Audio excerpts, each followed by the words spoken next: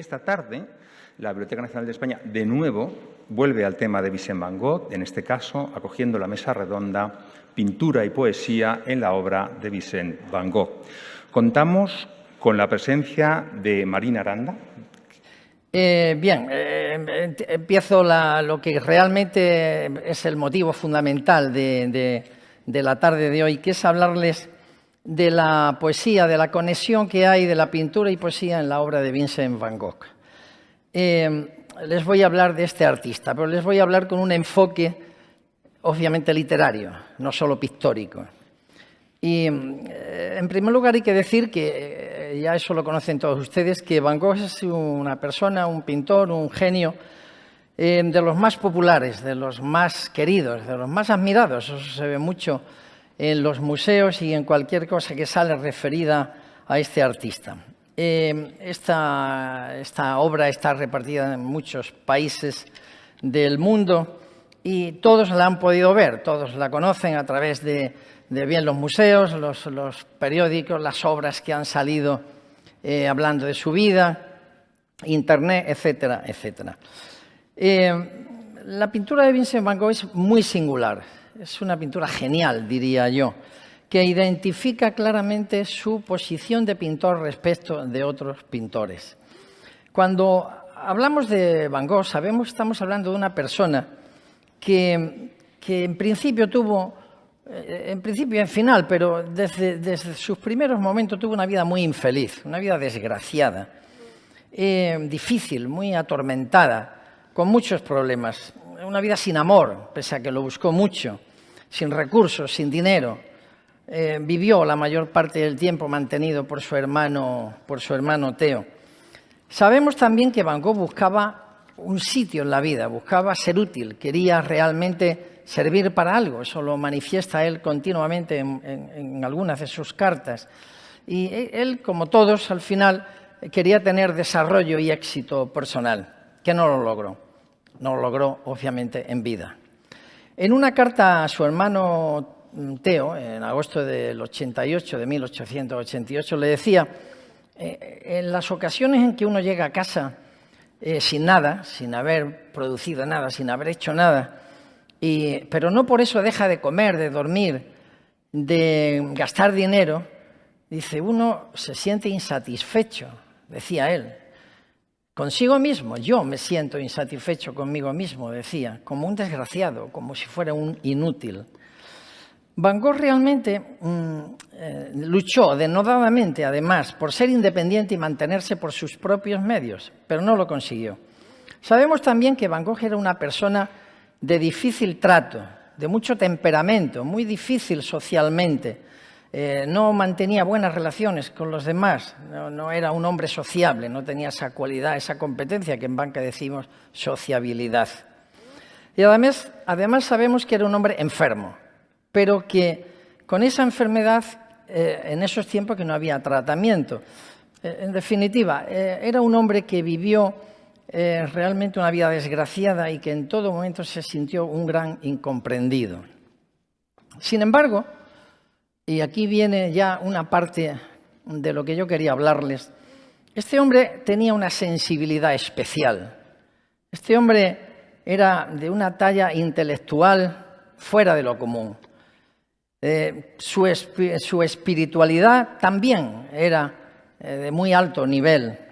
Era una gran apasionada de todo lo que le atraía. Alcanzaba a ver y sentir todo aquello que realmente le llamaba la atención y que en la mayoría de los casos para muchas personas la gran mayoría pasa desapercibido. Él era un hombre observador que aprendía rápidamente de la experiencia. Era un gran estudioso de cualquier cosa. Y además, tengo que decir que Van Gogh era un hombre cargado de romanticismo.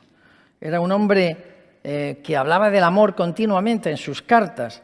Un amor que quería entregar a quien le amara. El amor aparece como protagonista realmente de su vida y de su pensamiento. Y incluso hizo del amor una defensa vital dentro de lo que es el ser humano. Decía él, el amor es algo positivo, potente, muy profundo, que es completamente imposible sofocar cuando se tiene, y es imposible luchar contra él. Y esto lo decía en el año 1881, cuando se enamoró de su prima Kate, que le rechazó. Cuando se habla de Van Gogh también, en general solo hablamos de pintura, pero no hablamos de la literatura que rodea esta figura excepcional de las artes. No pensamos tampoco en que su pintura es una derivada de esa sensibilidad, de ese romanticismo que les he dicho anteriormente, y que todos los sentimientos y todas sus emociones están incardinadas en sus cuadros, que eran captadas de todo aquello que le rodeaba. Se observa clarísimamente en el protagonismo del color la poesía que tiene Van Gogh.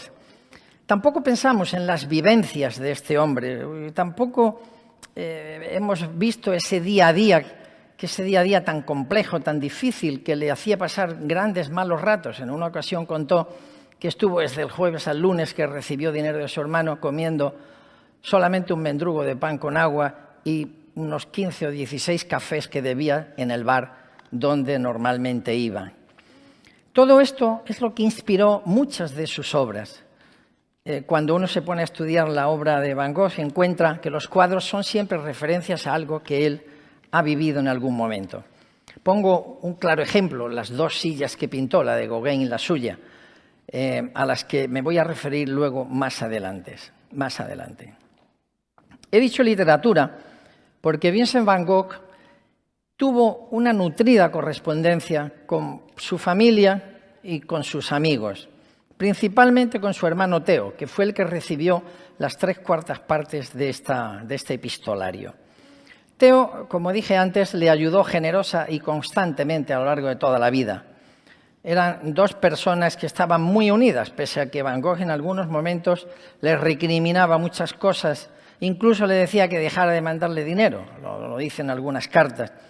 Pero para que ustedes observen hasta qué punto estaban unidos, y como dato curioso, cuando Van Gogh muere, a los 6 meses también muere el hermano. No quiere decir esto que fuera consecuencia de, pero sí que es verdad que le siguió en eso, en la muerte, con esa unión. Nuestro Vincent Van Gogh escribió alrededor de 900 cartas, 800 de las cuales se conservan porque su hermano cuidó de ello. Tenemos que escribirnos con mucha frecuencia, le decía a su hermano en diciembre de 1872, cuando tenía 19 años. La correspondencia de Van Gogh está escrita a lo largo de 20 años. Se considera en sí misma una obra de arte lingüística. En la investigación que yo he tenido que realizar para el libro Versos para Van Gogh, del que ya se ha hablado, cuando he estado profundizando en esa correspondencia, he visto que no solamente es un tratado de color, que lo es. Cuando uno lee la correspondencia de Van Gogh, encuentra un tratado realmente de los colores. Es un libro en sí mismo sobre eso.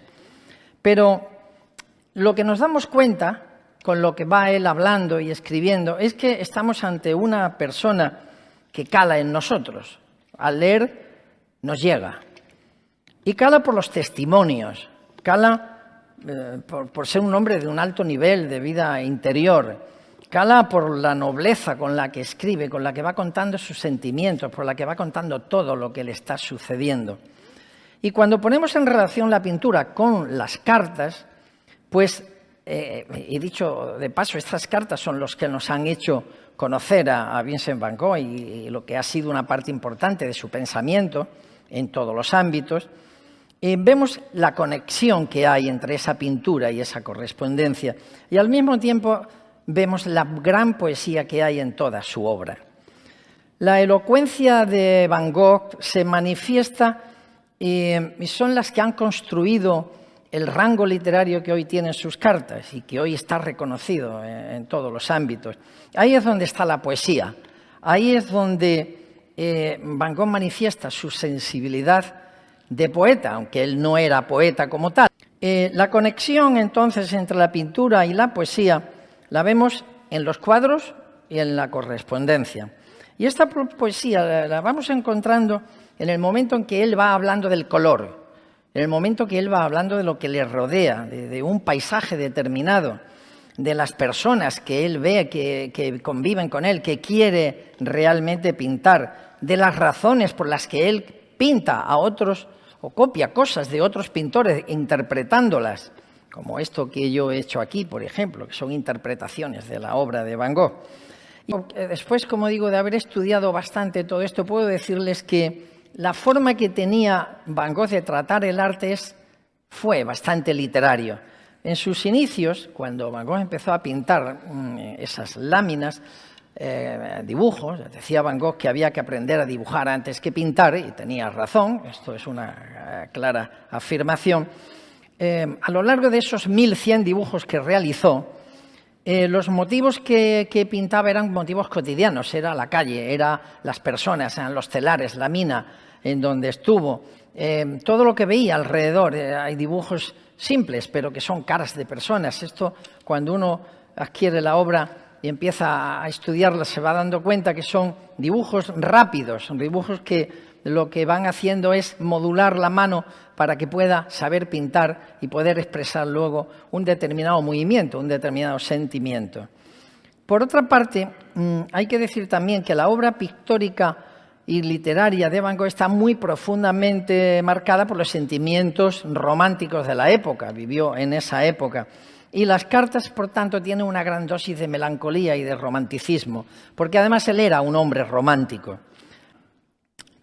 Después de una crisis que tuvo con su hermano Theo, estuvo casi un año sin escribirle, sin hablar. Le escribió diciendo que había tomado partido por la melancolía activa. La melancolía activa él la consideraba como la melancolía que estaba ahí, pero que tenía que superarla y tenía que trabajar. Era una melancolía, decía él, que sabía esperar y había que buscar soluciones para ello. Le dijo también que él se sentía muy arropado por la literatura, por la pintura y por el Evangelio. Y esta melancolía activa es la que le guía permanentemente en toda su obra. Ese estado melancólico Van Gogh lo tenía y no salía de él. La manifestación poética de Van Gogh está ya presente en su etapa religiosa como pastor. No he hablado de su vida porque no hay mucho tiempo y me limito solo a dar algunas pinceladas, pero cuando era pastor, cuando estuvo como pastor, ahí ya aparecieron algunos tópicos, algunas cosas que luego estarán presentes incluso en sus cuadros.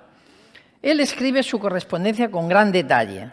Es una prosa adornada de unas palabras atractivas y ajustadas a la descripción que está realizando. En realidad es una prosa poética. Es una prosa poética en la que sale su espíritu sentimental, sale su romanticismo.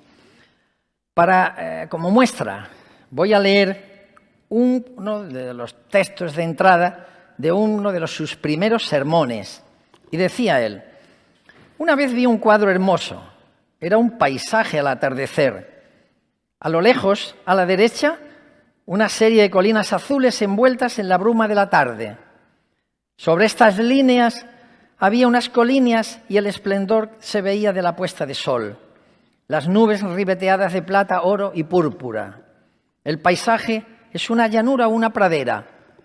Lejos, muy lejos, se eleva una ciudad iluminada por los brillantes rayos del crepúsculo. Bueno, estas palabras son sin duda una declaración poética a la naturaleza, pero es una declaración poética porque él veía la belleza y la visión que tenía de esas cosas, pero lo realmente llamativo en esto es que él lo incardinara todo esto en un sermón religioso, que empieza así, empieza hablando poéticamente. Como demuestra en muchas ocasiones Van Gogh, el epistolario contiene una serie de lecciones insustituibles sobre la naturaleza y el arte, incluso con su observación interior cuando él se reconoce enfermo. Y así, aún así, poetiza él con las palabras. Aún así, él declara y escribe todo lo que siente y todo lo que padece. Son muchos los ejemplos que yo podría ponerles de la obra de Van Gogh en donde se mezcla esa poesía y esa pintura colorista. Voy a hablarle de algunos de ellos solamente.